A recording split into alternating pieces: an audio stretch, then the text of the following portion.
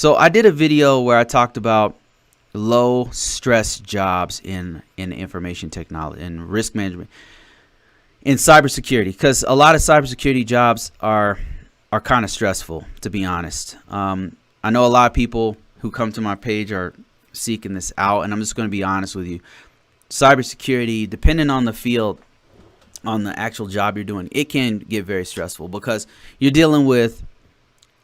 Why is it stressful? It's not like other IT jobs. Like, for example, if you compare it to network engineering, you just need to configure the Cisco devices. You get meetings every now and then to tell people the status of what's going on, but they're not. Emotions aren't necessarily involved. They just want it to work, right?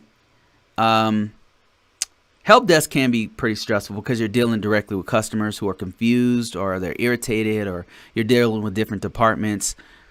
Anytime you're dealing with a lot of different people, it can be stressful. So with cybersecurity, you're not just locked in a closet fixing things or maintaining some system.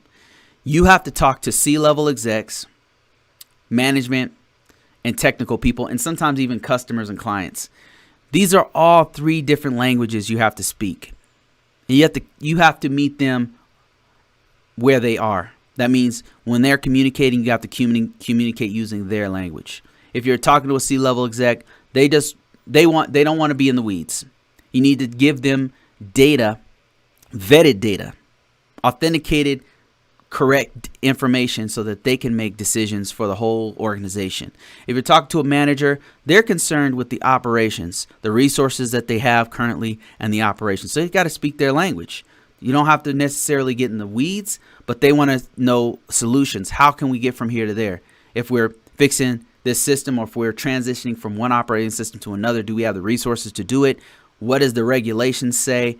How are we going to get there? And then if you're talking to technical people, sometimes I have to do a few hours worth of homework just to talk to them, because I'm not super in the deep on network attached storage areas, but I'm having to tell them about the fact that we have to do a security port configuration to lock the ports down or something. And I have to be smart on NetApp so that I can explain to them why why we have to put this control on there. So I have to be technical in the weeds with them, but very high level and with accurate data for the C-level execs. And then the clients, it depends on the situation. It really depends on who you're talking to. Some of them are very technical. Some of them are not technical at all. So you have to sometimes translate something very technical to something that layperson can understand. And sometimes you got to take, for the technical guys, you can't use layperson terms. You got to be very specific, and you got to use that language for that vendor.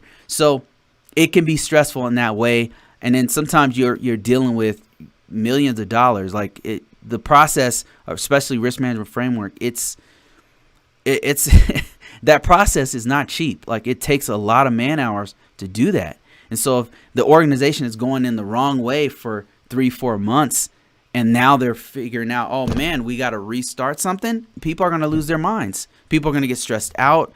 Sometimes, and then a lot of times you have to be the bearer of bad news, especially after a scan. A scan happens, and then this vulnerability comes up, and the vulnerability, it looks bad, and you have to bring them this bad news and say, hey guys, by the way, the system's going to blow up in 3 days, right? The vendor said that they're no longer supporting this system.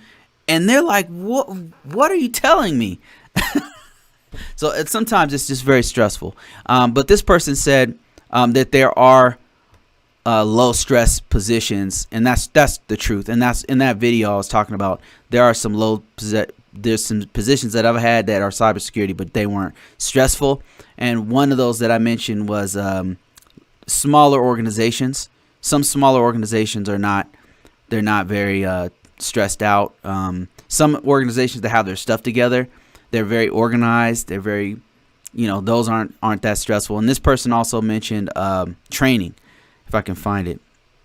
And that's true too. I didn't mention that one, but that's a really good one. If you're you're in the training department and you happen to be in cybersecurity and you're teaching, then that's not going to be as stressful as some of these other IT jobs.